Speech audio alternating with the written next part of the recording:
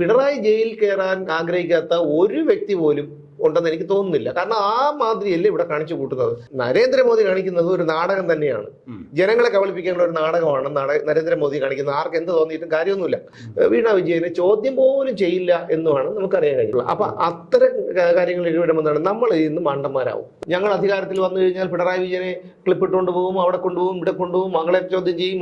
ചേട്ടാ, ഒരു ചുക്കും സംഭവിക്കില്ല. പൊതുജനങ്ങൾ എന്ന് പറഞ്ഞാൽ ചെണ്ടയാണല്ലോ, ആർക്കും കൂട്ടാം, നിയമത്തിന് കൂട്ടാം, കോടതിക്ക് കൂട്ടാം, പോലീസിന് കൂട്ടാം, രാഷ്ട്രീയക്കാർക്ക് കൂട്ടാം. അതെ, ചെണ്ടയാണ്. നമസ്കാരം. തെരഞ്ഞെടുപ്പ് പ്രചാരണം അവസാന ഘട്ടത്തിലാണ്. നരേന്ദ്രമോദി ഈ കഴിഞ്ഞ 4 മാസങ്ങൾക്കിടയിൽ 7ാമത്തെ തവണയാണ് ഇന്നലെ കേരളത്തിലെത്തുന്നത്. അദ്ദേഹം തൃശ്ശൂരിൽ വന്നിരുന്നു, അതുപോലെ തിരുവനന്തപുരം കാട്ടാക്കടയിൽ വന്നിരുന്നു. പക്ഷേ നരേന്ദ്രമോദി കേരളത്തിൽ കാലുകുത്തുമ്പോൾ ചിലരുടെയൊക്കെ ഉള്ളിൽ ഒരു നെഞ്ചിടിപ്പ് വർദ്ധിച്ചു വരികയാണ്. ഇന്നലെ ഏതൊരു ഉടായ്പ് പ്രസംഗിച്ചല്ലോ, എന്താ മാരീജന്റെ വേഷം ധരിച്ചു വന്ന് ഭയപ്പെടുത്താൻ നോക്കണ്ട എന്നൊരു ഉടായ്പ് പ്രസംഗിച്ചിരുന്നല്ലോ. എന്താ എന്റെ പേര്? എന്ത് പണ്ടാരെങ്കിലും ആവട്ടെ. അപ്പൊ അങ്ങനെയൊക്കെയാണ് നമ്മുടെ ആൾക്കാരുടെയൊക്കെ ചിന്താഗതി. മാരീജനെന്നും കാട്ടാളനെന്നും രാവണനെന്നും ശ്രീരാമനെന്നും ഒക്കെ പറയും. അപ്പം അത് അല്ല, അങ്ങനെയൊക്കെ ഉള്ള കഥ പറയാൻ വേണ്ടിയിട്ട് എന്തായാലും ഈ പുരാണങ്ങള് ഒന്നുമില്ലെങ്കിലും പഠിക്കുമല്ലോ. അങ്ങനെയെങ്കിലും ആരെന്നെങ്കിലും കേട്ടെങ്കിലും പഠിക്കുമല്ലോ, അത് വലിയ കാര്യം. അതെ, കേട്ടെങ്കിലും പഠിക്കും. അല്ലെങ്കിൽ അതിനെ പുച്ഛിച്ച് തള്ളുകയും അവിടെ ഇരിക്കുന്നതാണോ അദ്ദേഹം എന്ന് ചോദിച്ചവരാണ്. അതെ അതെ, ചുമ്മാ ഇതാരെങ്കിലും എഴുതി കൊടുക്കുന്നത് കൊണ്ടുവന്നു. അതെ, എന്നാലും മാരീജിന്റെ കഥയൊക്കെ ആരെന്നെങ്കിലും എഴുതി കൊടുത്തെങ്കിലും വായിച്ച് പഠിച്ചല്ലോ. മാരീജൻ ആരാണ്, മത്തായി ആരാണെന്ന് അറിഞ്ഞൂടാ, അത് വേറെ വശം. ഇതിപ്പം പ്രസംഗിക്കാൻ വരാൻ നേരത്തെ ആരോ പറഞ്ഞു ഇങ്ങനെ മാരീജൻ വേഷം മാറി വരുന്ന ഒരു മാനായിട്ടൊക്കെ വേഷം മാറി വരുന്ന ഒരാളാണ്, അപ്പൊ അങ്ങനെ വെച്ച് കീച്ചിക്കോ എന്ന് പറഞ്ഞു കൊടുത്തിരിക്കാനാണ് സാധ്യത. പക്ഷെ ഇതിനിടയ്ക്ക് വേറൊന്നുണ്ട്. ഈ ഞാൻ നേരത്തെ പറയും പോലെ കലാകാലങ്ങളിൽ അധർമ്മം പുലരുമ്പോൾ ആ ധർമ്മം പരിപാലിക്കാൻ വേണ്ടിയിട്ട് ഞാൻ അവതാരം ചെയ്യും എന്നുള്ളൊരു ശ്ലോകം കൂടി, അതും കൂടെ അദ്ദേഹം പഠിച്ചിരിക്കുന്നതാണ് നല്ലത്. ശ്ലോകം നേരെ മുദ്രാവാക്യം വിളിക്കാൻ അറിഞ്ഞൂടാത്ത മനുഷ്യൻ ശ്ലോകം. അതുകൊണ്ട് ആ ഒരു നല്ലൊരു ജനവിഭാഗം അത്തരത്തിലൊരു അവതാരമാണെന്നാണ് ഇദ്ദേഹത്തിനെ ഈ വിശ്വസിക്കുന്നത്. അവിടെയാണ് ഇദ്ദേഹം മാരീജൻ എന്നുള്ള പ്രയോഗം കൊണ്ടുവരുന്നത്. എവിടെയാക്കും എന്നുള്ള പിന്നെ കാണാം. അല്ല, അത് സംഭവം എന്ന് വെച്ച് കഴിഞ്ഞാല് ഈ ഉള്ളു പടപട ഇടിക്കുകയാണ്. കാരണം കേരളത്തിൽ LDF തൂത്തുവാരും എന്നൊക്കെയാണ് പ്രസംഗിച്ചുകൊണ്ടിരിക്കുന്നത്. തൂത്തുവാരും എന്ന് പറയുമ്പോഴും ഇവിടെ ഇടിക്കുന്നത്. അപ്പൊ എനിക്ക് തോന്നുന്നത് ഈ മൈക്ക് പണി മുടക്കുന്നത് ഈ ഇടിയുടെ ഒരു ഇത് താങ്ങാൻ പറ്റാതെ, ഈ പ്രകമ്പനം താങ്ങാൻ പറ്റാതെ ആയിരിക്കും. ഇപ്പൊ മൈക്കാരും പഠിച്ചു കേട്ടാ. ഇന്ന് ഞാനൊരു ഉപയോഗത്തിൽ കണ്ട് 3 മൈക്ക് വെച്ചിരിക്കുന്നു. അപ്പൊ ഒന്ന് ഇങ്ങനെ ഒന്ന് താഴെ കൂടെ ഇങ്ങനെ. കാരണം എവിടെ പിടിച്ചാലും ഒരു പ്രശ്നവും വരരുത്, അത് കണക്കാക്കി ഒന്നിൽ പഠിച്ച 3 അങ്ങനെ വെച്ചിരിക്കുന്നതാണ് കണ്ടത്. അപ്പൊ എന്തായാലും അദ്ദേഹം പങ്കെടുക്കുന്ന യോഗത്തിൽ ഇപ്പൊ അങ്ങനെയൊക്കെ വളരെ കൃത്യമായിട്ട് എല്ലാം ചെയ്യുന്നുണ്ട്. പോട്ടെ, നമ്മൾ പറഞ്ഞു വന്നത് ഇതാണ്. കരുവന്നൂർ വിഷയത്തിനെ കുറിച്ച് നരേന്ദ്രമോദി പറഞ്ഞിരുന്നു. അതിലെ ഈ തട്ടിച്ചെടുത്ത പൈസയൊക്കെ നിക്ഷേപകർക്ക് മടക്കി കൊടുക്കാനുള്ള നടപടികളൊക്കെ ഊർജിതമാക്കുമെന്നാണ് അദ്ദേഹം പറയുന്നത്. അത് മാത്രമല്ല, ഇവിടെ മുഖ്യമന്ത്രിയാണ് നമ്മുടെ സഖാവ് പിണറായി വിജയൻ അല്ലേ, അദ്ദേഹവും കുടുംബവും ഒക്കെ അഴിമതിക്കാരാണെന്ന് ഒരു പച്ചയ്ക്ക് വിളിച്ചു പറഞ്ഞു എന്നുള്ളതാണ് പ്രധാനമന്ത്രി. അപ്പം ഇവരൊക്കെ ഇത് അറിയുന്നുണ്ട്. ഈ കാര്യം ഇങ്ങനെയൊക്കെ അറിയുന്നുണ്ടെന്നല്ല സുമേഷ്, ഇതിന്റെ മൊത്ത രേഖകളും അവരുടെ കയ്യിലുണ്ട്. ഞാൻ പറഞ്ഞു ഇതൊക്കെ കാര്യം ഇങ്ങനെയൊക്കെ ആണെങ്കിലും നരേന്ദ്രമോദി കാണിക്കുന്നത് ഒരു നാടകം തന്നെയാണ്, ജനങ്ങളെ കബളിപ്പിക്കാനുള്ള ഒരു നാടകമാണ് നരേന്ദ്രമോദി കാണിക്കുന്നത്. ആർക്ക് എന്ത് തോന്നിയിട്ടും കാര്യമൊന്നുമില്ല. കാരണം ഇത് കേരളത്തിലെ പൊതുജനങ്ങളെ പറ്റിക്കുന്ന ഒരു കാര്യമാണ്. കാരണം പിണറായി വിജയൻ അഴിമതിക്കാരനാണെന്നും അയാളുടെ മകൾ വീണ മുഹമ്മദ് റിയാസ് മാസപ്പടി വാങ്ങിയിട്ടുണ്ടെന്നും സ്വർണ്ണക്കടത്ത് കേസിലുള്ള പങ്കിനെ കുറിച്ച്, സ്വർണ്ണക്കടത്ത് കേസിനെ കുറിച്ച് 2 മാസം മുമ്പ് ഇദ്ദേഹം ഒന്നുകൂടെ പ്രസംഗിച്ചതാണ്. എത്ര 1ാം പിണറായി സർക്കാരിന്റെ കാലത്താണ് സ്വർണ്ണക്കടത്ത് കേസ് വന്നത്. അപ്പം ഇതൊക്കെ അവർക്കറിയാം. പിന്നെ എന്തുകൊണ്ട് പിണറായിയെ ക്ലിപ്പിടുന്നില്ല എന്നുള്ളതാണ് എന്റെ ചോദ്യം. അപ്പൊ ഇതെന്താണ്, ഇത് ജനങ്ങളെ പിണറായി വിരുദ്ധ വികാരം BJPയും നരേന്ദ്രമോദിയും അടക്കമുള്ളവർ നന്നായി മനസ്സിലാക്കിയിരിക്കുന്നു. പിണറായിയെ കുറിച്ച് ആരെടുത്തെങ്കിലും ചോദിക്കുകയാണെങ്കിൽ നമ്മൾ ഒരു കയ്യകലത്തിൽ നിന്ന് ചോദിക്കാൻ പറ്റും. കാരണം എപ്പോഴാണ് അടി വീണെന്ന് പറയാൻ പറ്റില്ല. അതുകൊണ്ട് നമ്മൾ അങ്ങനെ ചോദിക്കാൻ പറ്റും. അപ്പൊ പിണറായി വിജയന്റെ ഒരു ജനവിരുദ്ധ വികാരം അവർ മനസ്സിലാക്കി കഴിഞ്ഞിരിക്കുന്നു.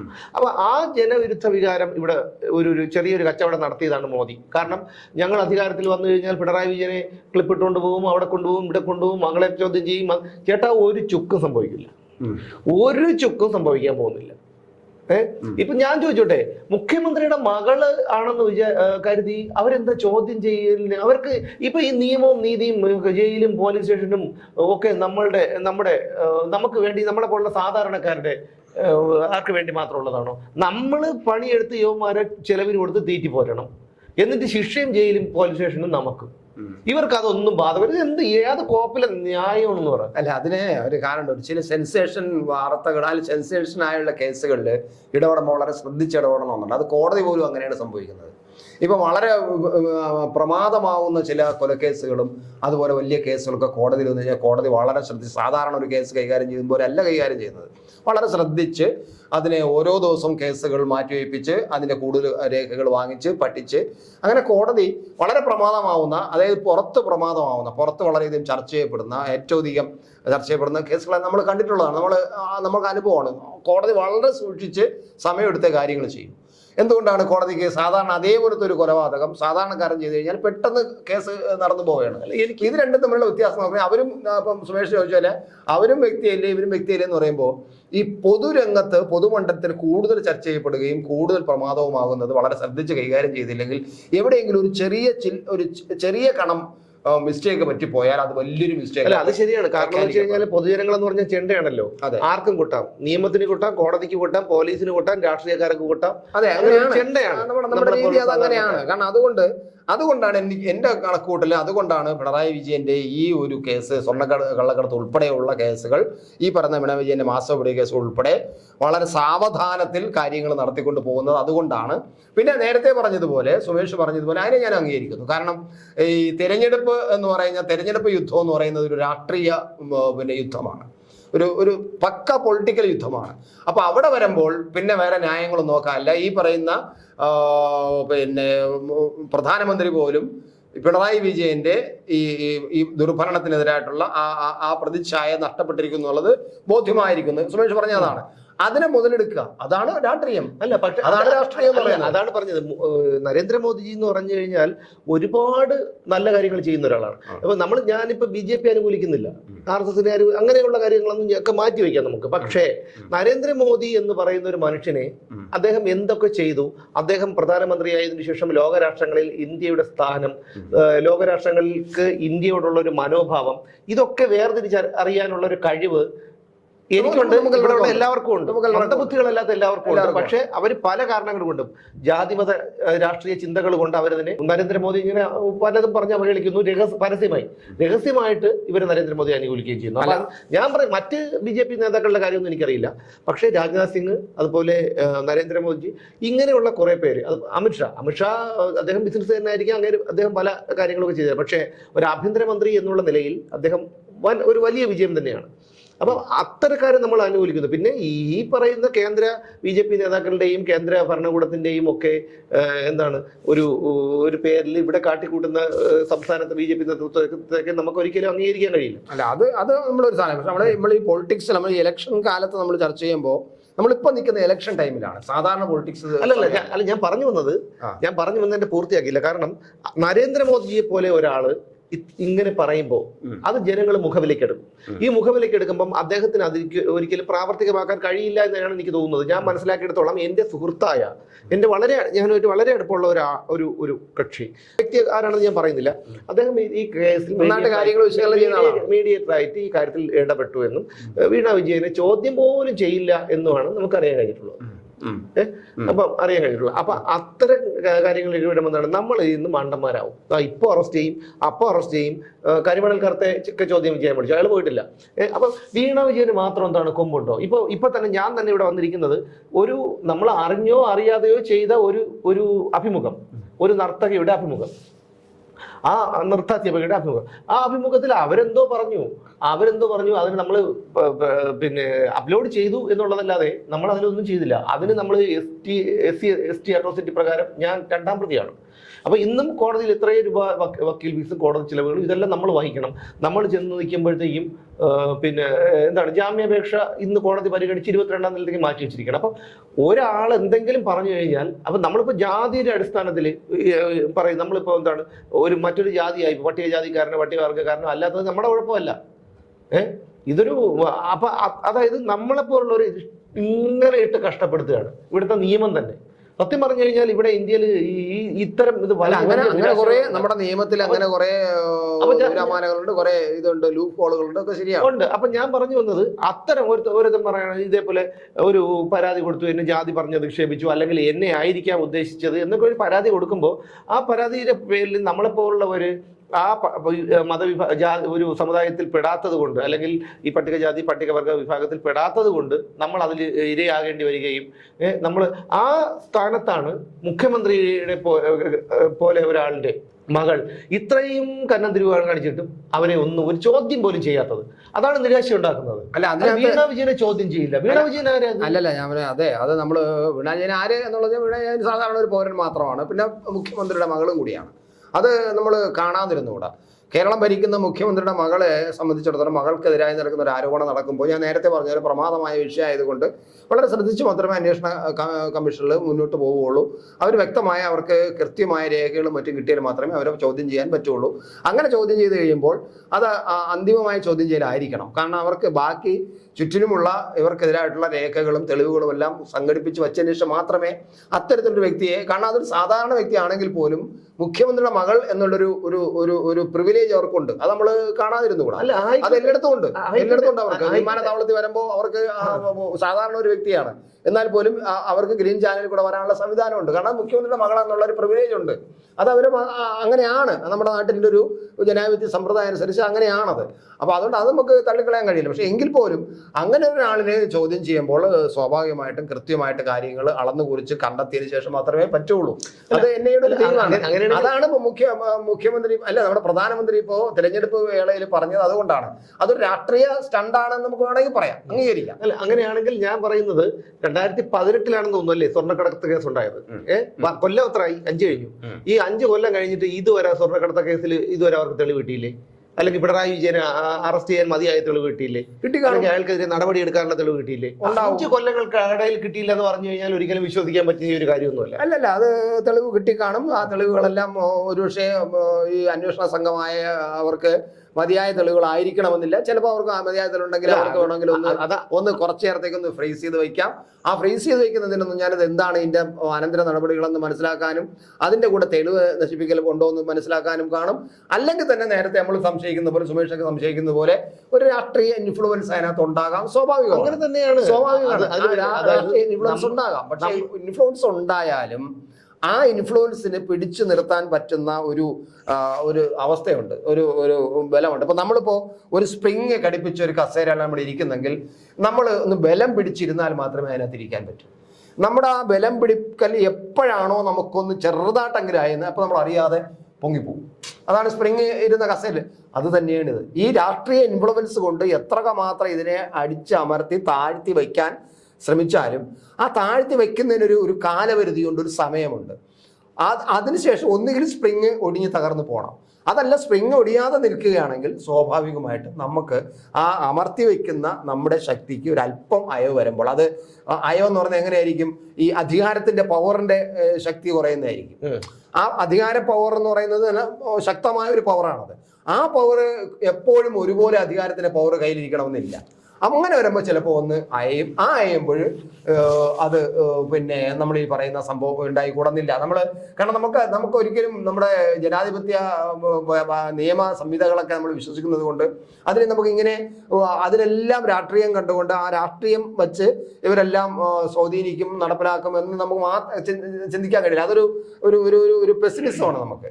അതല്ല, നമ്മളൊരു ഓപ്റ്റിമിസ്റ്റ് ആയിട്ട് നമ്മളെപ്പോഴും ഒരു ശുഭപ്രതീക്ഷയോട് ജീവിക്കുന്നവർ എന്നുള്ള നിലയിൽ നമ്മുടെ അന്വേഷണ സംഘത്തെയൊക്കെ നമുക്ക് വിശ്വാസത്തിന് തന്നെ എടുക്കാം. ഇതിനകത്ത് രാഷ്ട്രീയ സ്വാധീനം ഉണ്ടാകും, അത് സ്വാഭാവികം. അതാണ് ഈ പറയുന്ന കുറച്ചൊക്കെ ഒന്ന് താന്നിരിക്കുന്നത്. പക്ഷെ നമ്മൾ ഈ തെരഞ്ഞെടുപ്പിൽ പ്രധാനമന്ത്രി പറഞ്ഞത്, പ്രധാനമന്ത്രി അങ്ങനെ പറയുന്നത് എന്തുകൊണ്ട് പറയുന്നു, അതിന് നടപടി എടുക്കുന്നില്ല എന്നൊക്കെ ചോദിച്ചാൽ, പ്രധാനമന്ത്രി പറഞ്ഞില്ലെങ്കിലുള്ള സ്ഥിതി ആലോചിച്ച് സുമേഷ് ഒന്ന് ആലോചിച്ച് നോക്കിയേ. പ്രധാനമന്ത്രി ഇവിടെ ഒന്ന് പ്രസംഗിച്ചിട്ട് ഈ വിഷയങ്ങളൊന്നും പറയുന്നില്ല. ഈ വിഷയം പറഞ്ഞില്ലെങ്കിൽ എന്താണ് ജനങ്ങളെ കബളിപ്പിക്കുന്നത്? പറഞ്ഞില്ലെങ്കിൽ ചർച്ച. അതാണ് ഞാൻ പറയുന്നത്. അപ്പൊ രാഷ്ട്രീയക്കാർക്ക് എന്താണ്? അവർക്ക് അധികാരം വേണം. അത് BJP ആയിരുന്നാലും ഇടത് വലത് പ്രസ്ഥാനങ്ങളായിരുന്നാലും അവർക്ക് അധികാരം വേണം. ഇതിന്റെ ഇടയിലെല്ലാം കിടന്ന് മണ്ടന്മാരായി കോമാളികളെ പോലെ നോക്കി നിൽക്കുന്നത് എന്നെയും അങ്ങനെയല്ല, ഞാൻ അതിനെ പൊളിറ്റിക്കലായിട്ട് കാണാൻ പോകുന്നത്. അതായത് ഈ പ്രധാനമന്ത്രി ഇപ്പം വന്നിട്ട് മുഖ്യമന്ത്രിക്കെതിരെയോ മുഖ്യമന്ത്രി നടത്തുന്ന ഈ പറയുന്ന മാസപ്പടി കേസിനെതിരെയോ അല്ലെങ്കിൽ സ്വർണ്ണക്കള്ളക്കടത്ത് കേസിനെതിരെയോ ഒന്നും പറയാതെ അദ്ദേഹത്തിന്റെ വികസന പ്രവർത്തനങ്ങൾ മാത്രം പറഞ്ഞു പോയാൽ സംഭവിക്കാൻ പോകുന്നത് എന്തെന്ന് പറഞ്ഞാൽ, കേരളത്തിന്റെ ഒരു സ്ഥിതിയിൽ ഈ പിന്നെ UDF, LDF, പിന്നെ NDA ഇങ്ങനെ 3 മുന്നണിയാണ് സ്ട്രോങ് ആയിട്ട് നിൽക്കുന്നത്. ഇപ്പൊ സ്വാഭാവികമായിട്ടും പ്രധാനമന്ത്രി ഇവിടെ നിന്ന് പോയി കഴിഞ്ഞ ശേഷം ഉടനെ തന്നെ UDF പ്രചരണം അഴിച്ചുവിടും. കണ്ടോ, പ്രധാനമന്ത്രി വന്നിട്ട് പിന്നെ പിണറായിക്കെതിരെയോ പിണറായി വിജയന്റെ ഇപ്പൊ കത്തി നിൽക്കുന്ന മാസപ്പടിക്കെതിരെയോ മകളുടെ മാസപ്പടി അഴിമതിക്കെതിരെയോ പിന്നെ സ്വർണ്ണക്കള്ളക്കടത്തിന് ഒരക്ഷരമില്ല. ഇവര് തമ്മിൽ ഗുലാന്മാരാണ്, അളിയന്മാരാണ്, കണ്ടില്ലേ ഇതാണ് എന്ന് പറഞ്ഞ് പ്രചരിപ്പിക്കും. ആ പ്രചരണം വിചാരിക്കുമ്പോഴല്ല കുറച്ച് ഗുണം ചെയ്യും. പ്രധാനമന്ത്രി പറഞ്ഞില്ലെങ്കിൽ, മറ്റിപ്പോൾ കോൺഗ്രസ്സുകാരോ മറ്റു BJP-ക്കാർ പറഞ്ഞില്ലെങ്കിൽ പ്രശ്നമില്ല. പ്രധാനമന്ത്രിയുടെ പല അടിക്കടിക്ക് വരുമ്പോൾ ഇതൊന്നും പറയാതെ പോകുന്നു, ഈ ഗവൺമെന്റിനെ വിമർശിക്കാതെ പോകുന്നു എന്ന് പറഞ്ഞാൽ ഇവിടെ UDF-കാർ അതിനെ അതിശക്തമായിട്ട് ഒരു പൊളിറ്റിക്കൽ ക്യാമ്പയിൻ നടത്തി അത് അവർക്കറിയാം. അത് നരേന്ദ്രമോദിക്ക് അറിയാം, BJP-ക്ക് അറിയാം. അതുകൊണ്ടാണ് ഈ ആരോപണം നടത്തുന്നത് എന്നുള്ളത് സത്യമാണ്. അതുകൊണ്ടാണ് ഞാൻ പറയുന്നത്, നരേന്ദ്രമോദിയെ പോലെ ഒരാൾ ഇത് പറയുമ്പോൾ ജനം വിശ്വസിക്കും. ആ വിശ്വസിക്കുമ്പോൾ ഈ ഇലക്ഷൻ കഴിയുമ്പോൾ ഇതെല്ലാം മറക്കും. പിണറായി ഇപ്പോഴത്തെ പിന്നത്തത് ഇവിടെ കാണിച്ചുകൊണ്ടേയിരിക്കുകയും ചെയ്യും. കാരണം പിണറായി ജയിലിൽ കയറാൻ ആഗ്രഹിക്കാത്ത ഒരു വ്യക്തി പോലും ഉണ്ടെന്ന് എനിക്ക് തോന്നുന്നില്ല. കാരണം ആ മാതിരിയല്ലേ ഇവിടെ കാണിച്ചു കൂട്ടുന്നത്. അപ്പൊ അത് എന്തെല്ലാം ഇതാണ് ഈ മനുഷ്യൻ ചെയ്യുന്നത്. അതിനെക്കുറിച്ച് ജനങ്ങൾക്ക് അറിയാം, അതുകൊണ്ട് നമ്മൾ അതിനെക്കുറിച്ചൊന്നും പറയേണ്ടതില്ല. പക്ഷേ ഇത് നമ്മളെ ഫൂളാക്കുകയല്ലേ. ഈ ഇലക്ഷൻ കാലത്ത് വന്നിട്ട് പറയുകയാണ് പിന്നെ സ്വർണ്ണക്കടത്ത് കേസിൽ ഒക്കെ ഉള്ളതാണ്, മുഖ്യമന്ത്രിയുടെ ഓഫീസ് കേന്ദ്രമാക്കി സ്വർണ്ണക്കടത്ത് കേന്ദ്രങ്ങൾ പ്രവർത്തിക്കുന്നുണ്ട്, മുഖ്യമന്ത്രിയും കുടുംബം പിന്നെ അഴിമതിക്കാരാണ്. അങ്ങനെ പറയുകയാണെങ്കിൽ ഇനിയുണ്ട് ഒരാഴ്ച ഇലക്ഷന്. അങ്ങനെയാണെങ്കിൽ ഈ ഒരാഴ്ചക്കകത്ത് വീണ മുഹമ്മദ് റിയാസിനെ ചോദ്യം ചെയ്യാനോ നടക്കുന്നുണ്ടല്ലോ. ഈ തെരഞ്ഞെടുപ്പ് ഇപ്പം പറയുന്നത്, തെരഞ്ഞെടുപ്പ് കാലത്ത് നിങ്ങൾ ഈ അന്വേഷണം എന്തിനാണ് എന്നൊക്കെയാണല്ലോ ഇപ്പൊ ചോദിച്ചുകൊണ്ടിരിക്കുന്നത്. പക്ഷേ അന്വേഷണം ഇപ്പോഴും നടക്കുകയാണല്ലോ. ഇന്നും കരുവൾ കർത്തയെ വിളിക്കുകയും വരാത്തത് കൊണ്ട് 2ാമത് നോട്ടീസ് കൊടുക്കുകയും വീണ്ടും ED സംബന്ധിച്ചിടത്തോളം ഇവിടെ തെരഞ്ഞെടുപ്പ് നടക്കുന്നില്ല എന്നുള്ള കുറിച്ച് അവർക്ക് നോക്കേണ്ട കാര്യമില്ല. പിന്നെ നമ്മൾ നേരത്തെ പറഞ്ഞ ഇതൊക്കെ പറയുമ്പോഴും ഒരറ്റത്തൂടെ ചിലപ്പോൾ എന്തെങ്കിലും സ്വാധീനം ഒന്നും ഉണ്ടായില്ല. അത് ഞാൻ വേറെ ഈ പറയുന്നത് ഒന്നും ഇപ്പോഴും അന്വേഷണം നടക്കുകയല്ലേ ആണ്. പക്ഷെ ഞാൻ ചോദിക്കുന്നത്, ഒരു പക്ഷേ നമുക്ക് ഈ തെരഞ്ഞെടുപ്പിന് മുമ്പ് ഇപ്പം സുമേഷ് പറഞ്ഞ പോലെ ഇനി ഒരാഴ്ച ഉണ്ട്, അല്ലെങ്കിൽ ഒരു 5-10 ദിവസം ഉണ്ട്. ഇന്നിപ്പോ 16, 4, 20, 24, 8 ദിവസമുണ്ട് പ്രചരണം തീരാൻ വേണ്ടിയിട്ട്. പോളിംഗിന് 10 ദിവസമുണ്ട്. അപ്പം ഇതിനിടയ്ക്ക് ഒരു പക്ഷേ എന്തുകൊണ്ട് വീണായി വിളിച്ചുകൂടായികയില്ല? വിളിക്കില്ല എന്ന് ഞാൻ തറപ്പിച്ച് പറയുന്നു. ഞാൻ തറപ്പിച്ച് പറയുന്നു. അങ്ങനെ ആയിരിക്കാം ഒരു പക്ഷേ. എന്തുകൊണ്ട് നമുക്ക് അങ്ങനെ പ്രതീക്ഷിച്ചുകൂടാ? അല്ലെങ്കിൽ അങ്ങനെ ഒരു നമ്മൾ ഇതൊക്കെ എത്രയും കണ്ടിരിക്കുന്നത് കേട്ടോ. നമ്മളതെല്ലാം കണ്ടോട്ടല്ലേ മുമ്പോട്ട് പൊയ്ക്കൊണ്ടിരിക്കുന്നത്. അപ്പൊ അതുകൊണ്ട് ഞാൻ ഒരിക്കലും വിചാരിക്കുന്നില്ല വീണ വിജയൻ. കാരണം ഇവിടെ ഒരു കാര്യം ആലോചിച്ച് നോക്കൂ. ഈ പറയുന്ന വിദേശത്ത് കഷ്ടപ്പെടാൻ പോകുന്ന ആൾക്കാർ, അവരുടെ ഒരു വിദേശ പണമാണ്, വരുമാനമാണ് ഇങ്ങോട്ട് ഒഴുകിക്കൊണ്ടിരിക്കുന്നത് ഗൾഫ് രാജ്യങ്ങളിൽ നിന്നും മറ്റും. അപ്പൊ അവിടെ ജോലിക്ക് പോയി 2-3 കൊല്ലം ജോലി, 5 കൊല്ലം ജോലി ചെയ്യുന്ന പാവങ്ങള് ഇവിടെ വരുമ്പം ക്യൂ നിന്ന് അവന്റെ അണ്ടർവെയർ വരെ അഴിച്ച് പരിശോധിച്ചിട്ടാണ് വരുന്നത്. ഇവര് സ്വർണവും മറ്റേതും കള്ളപ്പണവും മറ്റേതും എല്ലാം കൊണ്ട് അവർക്ക് ഗ്രീൻ ചാനലിൽ കൂടെ അങ്ങോട്ടും ഇങ്ങോട്ടും അത് കുഴപ്പമില്ല നിയമമാണെന്ന് എനിക്ക് അത് നമ്മൾ പരിശോധിക്കേണ്ടതാണ്. ഈ പറയുന്ന അതൊക്കെ ഉണ്ട്, അതൊക്കെ ഒരു അനീതി തന്നെയാണ്. പക്ഷേ ഈ എന്തൊക്കെ ഉണ്ടെങ്കിലും കുറച്ചൊക്കെ അനീതികളൊക്കെ ഈ നാട്ടിൽ ഇത് നടന്നുകൊണ്ടിരിക്കും. അത് നമ്മൾ എന്തൊക്കെ പരിശുദ്ധമായിട്ട് പറഞ്ഞാലും കുറച്ചൊക്കെ നടന്നുകൊണ്ടിരിക്കും. പക്ഷെ അത് അമിതമാകുമ്പോഴാണ് പിടിക്കപ്പെടുന്നതും പിന്നെ ശിക്ഷിക്കപ്പെടുകയും ചെയ്യുന്നത്. അത് ഒരു ഒരു ഒരു സമൂഹത്തിൻ്റെ ഒരു പൊതു രീതിയാണ്. അപ്പോൾ എന്തായാലും ഈ അന്വേഷണങ്ങൾ കൃത്യമായിട്ടും നടക്കുന്നു. ഇപ്പം എനിക്ക് നമ്മൾ പറഞ്ഞു വരുന്ന പോയിന്റ് അതല്ല, എന്തുകൊണ്ട് ഇപ്പോൾ ഇത്രയും ദിവസം കഴിഞ്ഞ പ്രാവശ്യം ഡൽഹിയിൽ വന്നിട്ടും തൃശ്ശൂർ വന്നിട്ട് പിന്നെ നരേന്ദ്രമോദി ഈ സ്വർണ്ണക്കള്ളക്കടത്തുണ്ടെന്നും CM-ന്റെ ഓഫീസാണ് ഇതിന്റെ പ്രധാന കേന്ദ്രം എന്നൊക്കെ പറഞ്ഞിട്ടും മുഖ്യമന്ത്രി മിണ്ടിയിട്ടില്ല, ഒരക്ഷരം മിണ്ടിയിട്ടില്ല. ഇപ്പോ കുന്നംകുളത്ത് വന്ന് സംസാരിച്ചിട്ടൊന്നും മിണ്ടിയില്ല. കാട്ടാക്കടയും കൂടെ വന്ന് സംസാരിച്ചപ്പോഴാണ് അദ്ദേഹം പിന്നെ എല്ലാവരുടെയും കൂടെ സമ്മർദ്ദത്തിന്റെ ഭാഗമായിട്ട് അദ്ദേഹത്തിന് മാരീജൻ എന്നൊക്കെ പറഞ്ഞ് പ്രസംഗിക്കേണ്ടി വന്നു. അപ്പൊ സ്വാഭാവികമായിട്ടും മുഖ്യമന്ത്രിക്ക് അതിന് പ്രതികരിക്കാതിരിക്കാൻ വയ്യാത്ത അവസ്ഥ വന്നു. ആ അവസ്ഥയിൽ എത്തിക്കുക എന്നുള്ളതാണ് പൊളിറ്റിക്കലായിട്ട് BJP-യുടെ ഒരു ലക്ഷ്യം. ഈ തെരഞ്ഞെടുപ്പ് സമയത്ത് ഒരു പൊളിറ്റിക്കലായിട്ട് കാര്യങ്ങൾ മൂവ് ചെയ്യുമ്പോൾ അത് ഏത് പാർട്ടി അങ്ങനെയാണ്, എല്ലാത്തിനും പൊളിറ്റിക്കലായിട്ടാണ് മൂവ് ചെയ്യുന്നത് തെരഞ്ഞെടുപ്പ് കാലത്ത്. അപ്പോൾ അതുകൊണ്ട് തന്നെ ഈ മുഖ്യമന്ത്രിയുടെ മൗനത്തിന് വഞ്ചിക്കാനും മുഖ്യമന്ത്രിക്ക് അത് അങ്ങനെ അല്ല എന്ന് പറയേണ്ടി വന്ന അവസ്ഥ വരുമ്പോൾ സ്വാഭാവികമായിട്ട് ഇന്ന് കണ്ടില്ലേ, ഇന്ന് മാധ്യമപ്രവർത്തകർ അതിനെക്കുറിച്ച് ചോദിച്ചപ്പോൾ വീണ വിജയനെ നോട്ടീസ് ചോദ്യം ചെയ്യുമോ എന്ന് ചോദിച്ചാൽ നിങ്ങൾക്ക് ഇതിന് ആഗ്രഹം ഉണ്ടെങ്കിൽ അത് വെച്ചോളൂ, ഇനിയിപ്പോൾ എന്താ ഞാൻ മറുപടി പറയുന്നില്ല, അവരെ മൈക്ക് ഓഫ് ചെയ്തിട്ട് പോയി. അപ്പൊ അത്രമാത്രം അദ്ദേഹം അസഹിഷ്ണുവനാണ്, അദ്ദേഹം അത്രമാത്രം പിന്നെ ഇതിൽ വ്യാകുലമുണ്ട്. അതുകൊണ്ടാണ് ഇത്തരം കാര്യങ്ങളൊക്കെ പറഞ്ഞുകൊണ്ടിരിക്കുന്നത്. ഈ ഇപ്പം പ്രതികരിച്ചതും അദ്ദേഹത്തിന്റെ മനസ്സുകൊണ്ട് പ്രതികരിച്ചായിരിക്കില്ല, പാർട്ടി ശക്തമായി സമ്മർദ്ദം ചെലുത്തിയതിന്റെ ഭാഗമായിട്ടായിരിക്കും പ്രധാനമന്ത്രിക്കെതിരെ എൻ്റെ വാക്കും. എന്നിട്ടും ചിലയിടത്തൊക്കെ പ്രധാനമന്ത്രി എന്ന് മാത്രമേ പറഞ്ഞുള്ളൂ, മോദി എന്ന് പേരെടുത്ത് പറഞ്ഞില്ല. പിന്നെ വാരണാസിയിലെ സ്ഥാനാർത്ഥി എന്ന് പറഞ്ഞു, മോദി എന്ന് പേരെടുത്ത് പറഞ്ഞില്ല. അപ്പൊ ഇതൊക്കെ നമ്മൾ കാണുമ്പോൾ അല്ല, അത് പണ്ട് പറഞ്ഞുകൊണ്ടിരിക്കുന്നതാണ്, ഒരു കൂട്ടർ അല്ലെങ്കിൽ മറ്റൊരു കൂട്ടർ, ഒരു ഉന്നത സ്ഥാനത്തിരിക്കുന്ന ആൾ എന്നൊക്കെ ഇന്നും അങ്ങനെയാണ് പറഞ്ഞത്. ഇന്ന് എവിടെയോ ഒന്ന് പ്രധാനമന്ത്രി എന്ന വാക്ക് അങ്ങോട്ട് അറിയാതെ വന്നുപോയി. ബാക്കി എല്ലായിടത്തും ഞാൻ ശ്രദ്ധിച്ചത് വാരണാസിയിലെ സ്ഥാനാർത്ഥി എന്ന് പറഞ്ഞ് മാറുകയുണ്ട്. അപ്പൊ അത് അദ്ദേഹത്തിന് ആ പേര് പറയാൻ പോലും ഭയമുണ്ട്. കാരണം അത് അപകടമാകും, എൻ്റെ മോളെ കാര്യം എൻ്റെ കാര്യം അപകടമാകുമെന്ന് അദ്ദേഹത്തിന് അറിയാം, വ്യക്തമായിട്ട് അറിയാം. പിന്നെ പാർട്ടിക്കാരെ നിർബന്ധിച്ചോ പറയാതിരിക്കാൻ നിവർത്തിയില്ലാത്തതുകൊണ്ട് പറഞ്ഞതാണ്. എന്തായാലും ഈ അന്വേഷണത്തിന് ഒരു എൻ്റെ മുന്നിൽ ഒരു പ്രതീക്ഷയുണ്ട്. പ്രതീക്ഷ എന്ന് പറഞ്ഞാൽ ഇപ്പം വീണ വിജയനെ ജയിലിലിടണമെന്നും ജയിലിൽ കിടക്കണമെന്നുള്ള ആഗ്രഹം കൊണ്ടല്ല, പക്ഷേ കാണിച്ചിരിക്കുന്ന അധികാരത്തിൻ്റെ ആ ഒരു പവറിൽ നിന്നുകൊണ്ട് കാണിച്ചിരിക്കുന്ന ദുഷ്പ്രവൃത്തി ഉണ്ടല്ലോ, ആ അധികാരം കയ്യിൽ വെച്ചുകൊണ്ടുള്ള ദുഷ്പ്രവൃത്തി, അത് ശിക്ഷിക്കപ്പെടണം. അതിനകത്ത് വീണ ജയിലിൽ കിടക്കണോ പിണറായി വിജയൻ ജയിലിൽ കിടക്കണോ എന്നുള്ളത് എന്റെ പ്രശ്നമല്ല. പക്ഷേ അവർ കുറ്റം ചെയ്തിട്ടുണ്ടെങ്കിൽ കിടക്കുക തന്നെ. കുറ്റം ചെയ്തിട്ടുണ്ടെങ്കിൽ എന്നുള്ള ഒരു ചോദ്യം വരുന്നില്ല. ചെയ്തിട്ടുണ്ട് എന്നുള്ള കാര്യം ഇപ്പൊ സാധാരണ അരി ആഹാരം കഴിക്കുന്ന ആൾക്ക് മനസ്സിലാക്കാവുന്നതേ ഉള്ളൂ. അല്ലാതെ ഇതൊന്നും നമുക്കത് കോടതി ഉള്ളതുകൊണ്ട് കോടതിയാണ് കാലതാമസം വരുന്നത്. ലാവൽ കേസ് എന്തുകൊണ്ടാണ് ഇപ്പൊ ലാവലിന്റെ കേസിനെ കുറിച്ച് ആരും മിണ്ടുന്നില്ലല്ലോ? 39 തവണ എന്തോ മാറ്റി വെച്ചില്ലേ? ഞാൻ പറയുമ്പോ അതുകൊണ്ടാണ് ഇവിടുത്തെ ഈ നീതിന്യായ വ്യവസ്ഥയോട് നമുക്കൊരു വെറുപ്പ് തോന്നിപ്പോകുന്നത്. കാരണം നമ്മൾ അടിമകളാണ്. ഞാൻ മുമ്പ് പറഞ്ഞിട്ടുള്ളത് പോലെ ഞാൻ ഇപ്പോഴും പറയുന്നു, നമ്മൾ അന്നും ഇന്നും അടിമകളാണ്. അന്ന് വെള്ളക്കാരന്റെ അടിമയാണെന്ന് പാഠപുസ്തകങ്ങളിൽ പഠിപ്പിച്ചിരിക്കുന്നു. അത് സത്യമാണെന്നുള്ള കാര്യമൊന്നും എനിക്ക് അറിഞ്ഞൂടാ, എനിക്ക് തോന്നുന്നില്ല കേട്ടോ. പിന്നെ കാരണം അവര് ഇവിടെ പണിഞ്ഞിട്ട് പോയ പാലങ്ങളും കെട്ടിടങ്ങളും ഒക്കെ ഇന്നും ഒരു കേടും കൂടാതെ നിൽപ്പുണ്ട്. മനസ്സിലായോ? അപ്പൊ അവര് ചിലപ്പോൾ ഇവിടുന്ന് എന്തെങ്കിലുമൊക്കെ കൊണ്ടുപോയി കാണും, ഇല്ലെന്ന് പറയും. പക്ഷെ ഇന്ന് നമ്മൾ ഈ നാടൻ സായിപ്പന്മാരുടെ കീഴിലല്ലേ? സായിപ്പുകാരല്ല, അവര് നമ്മളെ കൊള്ളയടിച്ചുകൊണ്ട് പോവുകയാണല്ലോ, കൊള്ളയടിക്കണം. അതിനങ്ങനെ അവരത്ര വലിയ കൊള്ളൊന്നും അടിച്ചല്ല. ഇവിടെ നമ്മൾ അവർ അധികാരത്തിൽ വന്നു കൊണ്ടുവന്നേ ഉള്ളൂ. ബ്രിട്ടീഷുകാർ ചെയ്തിട്ടുണ്ടെങ്കിൽ അവർ കൊള്ളയടിച്ചുകൊണ്ട് പോയിട്ടുണ്ടെങ്കിൽ അവർ ഇവിടെ അതിനനുസരിച്ചുള്ള എന്താണ് വികസന പ്രവർത്തനങ്ങളും സംഭാവനകളും ഒക്കെ നൽകി. ഈ വേട്ടവളിയന്മാർ ഇവിടെ എന്തെങ്കിലും ചെയ്തിട്ടുണ്ടോ? ഇല്ല. മാത്രമല്ല കൊള്ളയടിച്ചുകൊണ്ട് പോകുന്നതല്ലാതെ അത് അവരുടെ കുടുംബത്തിന് കൊണ്ടുപോകുന്നതല്ലാതെ ഒന്നും ചെയ്യുന്നില്ല. അപ്പൊ നമ്മുടെ ജനാധിപത്യത്തിൽ നമ്മൾ പരിശോധിക്കേണ്ട ജനാധിപത്യം നമ്മളെ നേരെ വഴിയാണോ പോകുന്നത് എന്നുള്ളതാണ്.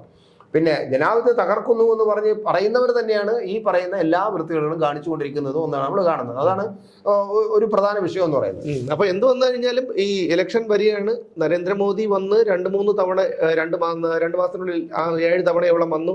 ഇവിടെ വന്ന് ഈ ആവർത്തിച്ച് സ്വർണ്ണക്കടത്തിനെ കുറിച്ചും അതുപോലെ മാസപ്പടിയെ കുറിച്ചും മുഖ്യമന്ത്രിയുടെ കുടുംബത്തിനെ കുറിച്ചും ഒക്കെ പറഞ്ഞപ്പോൾ നമുക്ക് ഒരു കാര്യം ഉറപ്പാണ്, ഇത് കേന്ദ്രത്തിനും അതുപോലെ BJP ദേശീയ നേതാക്കൾക്കും പ്രധാനമന്ത്രി ഉൾപ്പെടെയുള്ളവർ ഉത്തരവാദിത്തപ്പെട്ട ആൾക്കാർക്കും എല്ലാം ഈ കാര്യങ്ങളെക്കുറിച്ച് വ്യക്തമായ ധാരണയും തെളിവുകളും ഉണ്ടെന്നുള്ള കാര്യം നമുക്ക് സ്പഷ്ടമാണ്.